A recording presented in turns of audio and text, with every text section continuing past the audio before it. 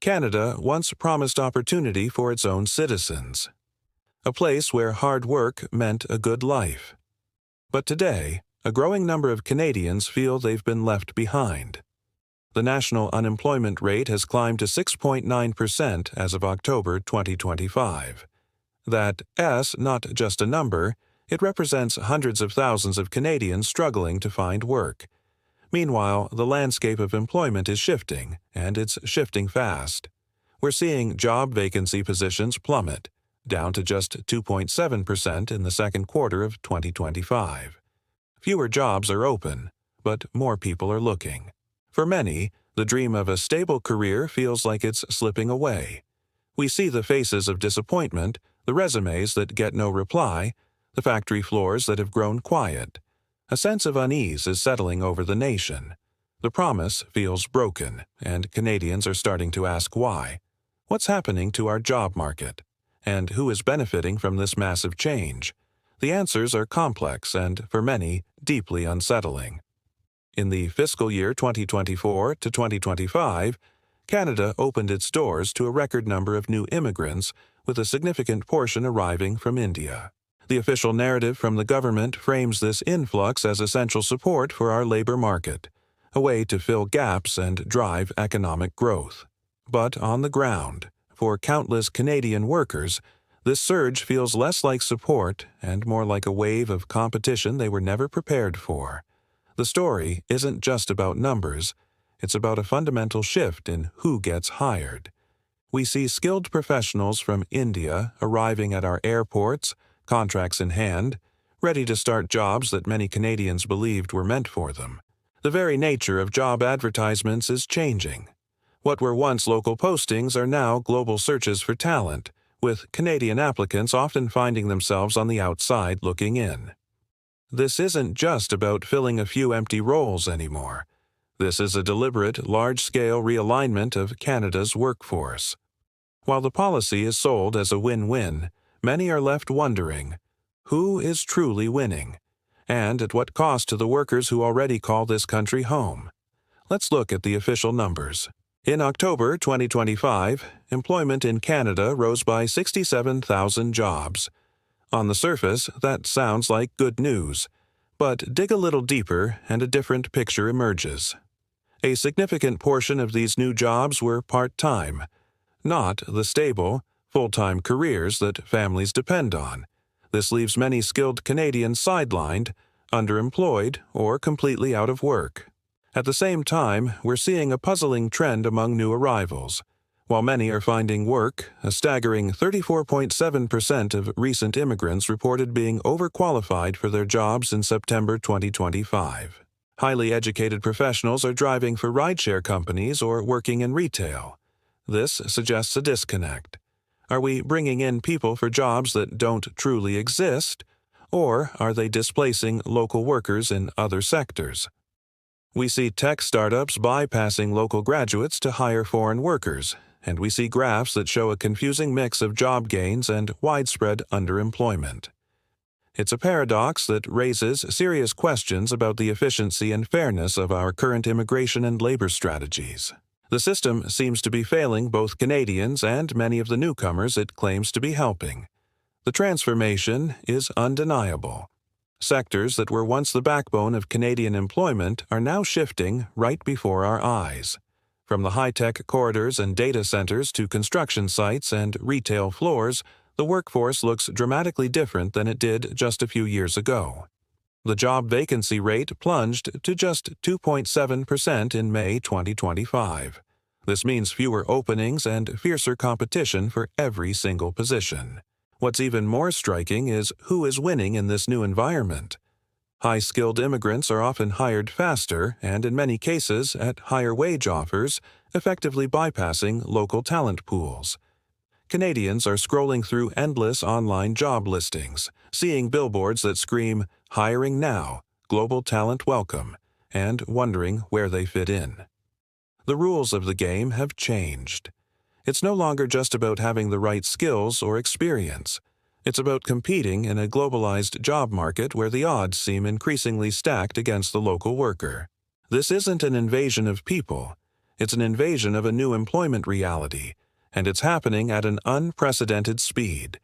If you're watching this and feeling the squeeze in this job market, if you see the shifts happening in your own community, you're not alone.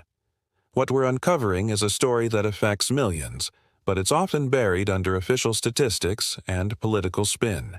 We need your help to shine a light on what's really happening. Right now, we are on a mission to expose the truth. Please click that subscribe button and help us reach our goal of 5,000 subscribers. Your subscription gives our voice more power. And if you can, consider becoming a silver member for just $2.99 a month. That small contribution goes directly into our investigative work.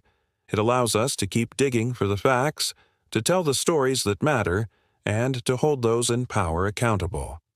Your support is what makes this independent journalism possible. Let's do this together. The Canadian promise has always been simple. Work hard, contribute, and you'll have a place in this country. But for a growing number of Canadians, that promise now rings hollow. Our immigration system has been dramatically re-engineered. By 2027, a staggering 65% of all new permanent residents will be selected specifically for economic and labor market needs. This isn't about family reunification or refuge. It's a massive economic experiment. And who is paying the price? Our own citizens. Young Canadians in particular are facing a brutal reality. Youth unemployment stood at a troubling 14.5% in August 2025. They are graduating with skills and ambition, only to find themselves outpaced, outpriced, and out of luck. They submit their resumes alongside a flood of applicants from around the world. They are being told to compete on a global stage for jobs right here at home. The system is no longer designed to prioritize them. It's designed to prioritize labor market metrics, even if it means leaving an entire generation of Canadians behind. This isn't just about data and policy, it's about real lives being turned upside down. Meet Julie from Ontario. After 20 dedicated years at her manufacturing plant, she was laid off. Her job security vanished overnight. She's now struggling to find work in a market that no longer seems to value her experience. Then meet Raj from Delhi. A talented IT professional, he was hired by a Canadian tech firm before he even landed in the country. He signed his contract and started his new life within weeks of arriving. His story is one of success and opportunity. Julie and Raj are two sides of the same coin. One represents a Canadian worker who feels abandoned, her loyalty and skills discarded.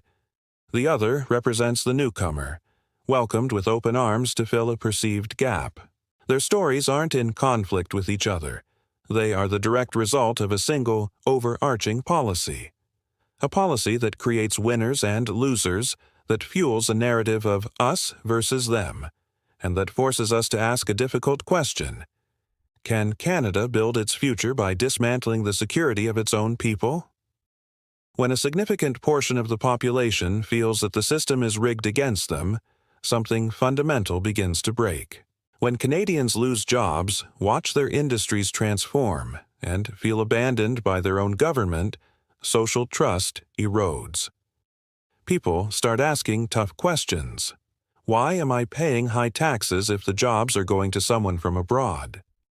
Why are my children struggling to find work while the red carpet is rolled out for foreign talent? This isn't just economic anxiety.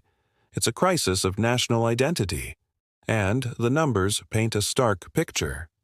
As of October 2025, 27.7% of Canadians are living in households that struggle to pay for basic necessities. Personal debt is rising, savings are dwindling, and valuable Canadian skills are being wasted. Protests are becoming more common, with signs that read, "Jobs for Canadians." This growing resentment is a dangerous symptom of a country that feels it's losing its way. What's at stake is not just our economy, but the very social fabric that holds Canada together. But this situation is not hopeless. We are at a critical juncture, and there is a path forward. A reset is possible. Canada can and must recalibrate its approach. This begins with a simple but powerful principle: prioritize domestic talent. We need policies that ensure Canadians get the first shot at jobs in their own country. This means investing heavily in skills training and retraining programs for our own workforce, so they can adapt to the changing economy. It means enforcing wage parity, to ensure that companies can't use immigration as a tool to suppress wages for everyone. It means creating a system where immigrants are truly filling proven gaps in the labor market, not simply replacing local workers. These are not radical ideas.